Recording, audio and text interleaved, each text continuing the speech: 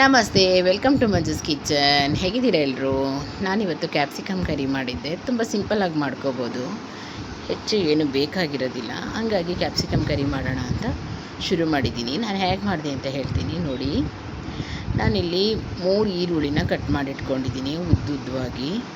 2 capsicum cut ಮಾಡಿಟ್ಕೊಂಡಿದ್ದೀನಿ. Capsicum ಸ್ವಲ್ಪ medium size ಇತ್ತು. ಈರುಳ್ಳಿನೂ ಅಷ್ಟೇ ದಪ್ಪದು 3 ಈರುಳ್ಳಿನ ಕಟ್ ಮಾಡಿಟ್ಕೊಂಡಿದ್ದೀನಿ. ಇವಾಗ ಎರಡನ್ನೂ ಸೇರಿಸಿ ಮಿಕ್ಸ್ ಮಾಡ್ತೀನಿ. ಈ ಥರ ಈರುಳ್ಳಿ ಎಲೆ ಥರ ಬಿಡಲಿ ಅಂತ ಹೇಳಿ ಎರಡು ಮಿಕ್ಸ್ ಮಾಡಿಕೊಂಡೆ. ತುಂಬ ಸಿಂಪಲಾಗಿ ಮಾಡ್ಕೊಬೋದು, ಈಸಿಯಾಗಿರುತ್ತೆ. ಹಂಗಾಗಿ ಮಾಡೋಣ ಅಂತ ಹೇಳಿಬಿಟ್ಟು ಮಾಡಿದ್ದೀನಿ. ಇದಕ್ಕೆ ನಾನಿಲ್ಲಿ ಸ್ವಲ್ಪ ಅರಿಶಿನ ಪುಡಿ, ಹಸಿಮೆಣ್ಸಿನ್ಕಾಯಿ ಪುಡಿ ಸೇರಿಸ್ಕೊತಾ ಇದ್ದೀನಿ. ನಾನು ಕಾಶ್ಮೀರಿ ರೆಡ್ ಚಿಲ್ಲಿ ಹಾಕ್ಕೊಂಡಿದ್ದೀನಿ. ಸ್ವಲ್ಪ ಉಪ್ಪಿನ ಪುಡಿ ಸೇರಿಸ್ಬಿಟ್ಟು ಮಿಕ್ಸ್ ಮಾಡ್ಕೋಬೇಕು. ಸ್ವಲ್ಪ ಆಮ್ಚೂರು ಪೌಡ್ರ್ ಸೇರಿಸ್ಕೊಂಡಿದ್ದೀನಿ. ಇವಾಗ ಸ್ಟವ್ ಮೇಲೆ ಒಂದು ಪಾತ್ರೆ ಇಟ್ಕೊಂಡು ಸುಮಾರು ನನ್ನ ಕೈಯಲ್ಲಿ ಒಂದು ಮುಷ್ಟಿ ಆಗೋಷ್ಟು ಕಡಲೆಕಾಯಿ ಬೀಜನ ಸೇರಿಸಿ ಹುರ್ಕೊಂಡೆ. ಕಡಲೆಕಾಯಿ ಬೀಜನ ಘಮ ಬರೋವರೆಗೂ ಹುರಿದಿದ್ದಾದಮೇಲೆ ಸ್ವಲ್ಪ ಎಳ್ಳು, 3ರಿಂದ 4 ಸ್ಪೂನಷ್ಟು ಎಳ್ಳು ಸೇರಿಸ್ಕೊಂಡು ಹುರ್ಕೊಂಡಿದ್ದೀನಿ. ಇದು ಕಡಲೆಕಾಯಿ ಬೀಜನ ಪುಡಿ ಮಾಡಿಕೊಂಡು ಎಳ್ಳು ಮತ್ತು ಅದು ಎರಡನ್ನೂ ಕುಟಾಣಿಲಾದರೂ ಕುಟ್ಕೋಬೋದು.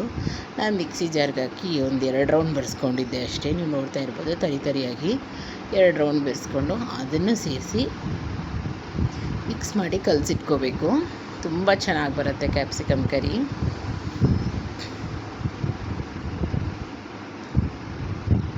ನಮ್ಮ ಮನೇಲಿ ನಾವು 4 ಜನ ಇದ್ದೀವಿ. 4 ಜನಕ್ಕೆ ಅಂತ ಸೇರಿಸಿ ಮಾಡಿದ್ದೆ. ಸಿಂಪಲ್ಲಾಗಿ ಮಾಡ್ಕೊಬೋದಲ್ವ ಅಂತ ಹೇಳ್ಬಿಟ್ಟು ಇವಾಗ ಸ್ಟವ್ ಮೇಲೆ ಅದೇ ಕುಕ್ಕರ್ ಇಟ್ಕೊಂಡು 4ರಿಂದ 5 ಟೇಬಲ್ ಸ್ಪೂನಷ್ಟು ಎಣ್ಣೆನ ಸೇರಿಸ್ಕೊತಾ ಇದ್ದೀನಿ. ಎಣ್ಣೆ ಸ್ವಲ್ಪ ಕಾದ್ಮೇಲೆ ನಾನಿಲ್ಲಿ ಸ್ವಲ್ಪ ಸೋಂಪು ಸೇರಿಸ್ಕೊಂಡಿದ್ದೀನಿ. ಇವಾಗ 1-1.5 ಸ್ಪೂನಷ್ಟು ಜೀರಿಗೆ ಸೇರಿಸ್ಕೊಂಡು ಜೀರಿಗೆನ ಸ್ವಲ್ಪ ಸಿಡಿಬೇಕು. ಜೀರಿಗೆ ಸ್ವಲ್ಪ ಸಿಡಿದಿದ್ದಾದಮೇಲೆ ನಾನು ಸ್ವಲ್ಪ ಶುಂಠಿ ಬೆಳ್ಳುಳ್ಳಿ ಪೇಸ್ಟ್ನ ಹಾಕ್ಕೊಂಡಿದ್ದೀನಿ. ಶುಂಠಿ ಮತ್ತು ಬೆಳ್ಳುಳ್ಳಿನ ಸಣ್ಣದಾಗಿ ಹೆಚ್ಚಿಬಿಟ್ಬೇಕಾದ್ರೂ ಹಾಕ್ಬೋದು. ಬಾಯಿಗೆ ಸಿಕ್ಕಿದ್ರೆ ನನ್ನ ಮಗ ತಿನ್ನಲ್ಲ, ಹಂಗಾಗಿ ನಾನು ಸ್ವಲ್ಪ ಶುಂಠಿ ಬೆಳ್ಳುಳ್ಳಿ ಪೇಸ್ಟ್ನೇ ಸೇರಿಸ್ಕೊಂಡಿದ್ದೀನಿ.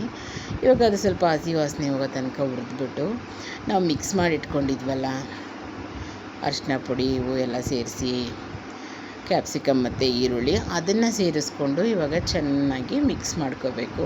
ಎಣ್ಣೆಲಿ ಸ್ವಲ್ಪ ಫ್ರೈ ಆಗೋವರೆಗೂ ಮಾಡಿದ್ರೆ ಸಾಕು.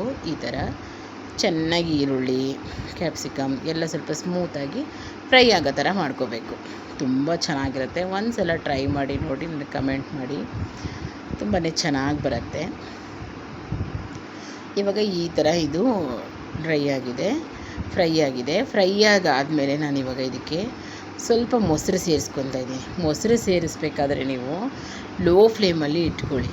ಇಲ್ಲ ಲೋ ಫ್ಲೇಮಲ್ಲಿ ಇಟ್ಕೊಂಡು ಆ ಥರ ಮಿಕ್ಸ್ ಮಾಡೋಕ್ಕೆ ಮೊಸರು ಹಾಕಿದ್ಮೇಲೆ ಕೈ ತಿರುಗ್ಸೋದನ್ನು ನಿಲ್ಲಿಸಲೇಬಾರ್ದು 5 ಮಿನಿಟ್ಸು.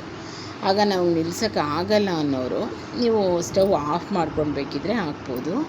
ಇವಾಗ ಇದನ್ನು ಹಾಕಿದ ಮೇಲೆ ಬೆಂದಿದೆ, ಉಪ್ಪು ಹಾಕಿ ಇಳಿಸ್ಕೊಂಡ್ರೆ ಬಿಸಿ ಬಿಸಿ ಕ್ಯಾಪ್ಸಿಕಮ್ ಕರಿ ರೆಡಿ.